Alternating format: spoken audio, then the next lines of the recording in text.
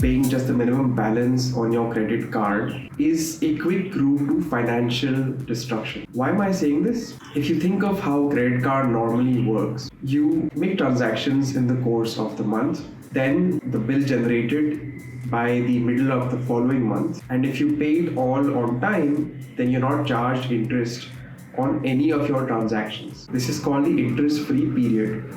Now, banks and credit card companies also give you this option of paying just the minimum balance due. And it's seductive because minimum is a small fraction of the actual total bill that you have to pay. What many times they don't tell you is that if you opt for just the minimum amount due, then interest is charged on the rest of the money, and it is charged from the date of the transaction.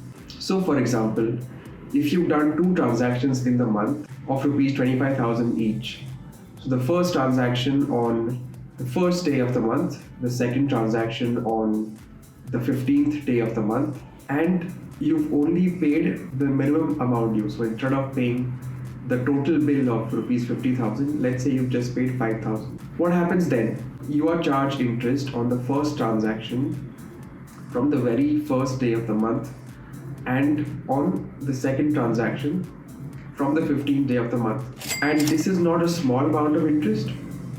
Credit card interest is in the 30 to 40% range. It is one of the most expensive forms of borrowing. If you really want to borrow money, you can do it more cheaply through a loan against property or even a personal loan rather than a credit card loan. Finally, this whole situation led the RBI to ask banks to tell their customers that if you pay just the minimum amount due, then you do end up paying interest on the residual or balance amount. By using credit cards, make sure you pay your entire bill on time. Not only does this give you an interest-free period, but it also gives you generous reward points. If you just pay the minimum balance due, then you pay a staggeringly high amount of interest.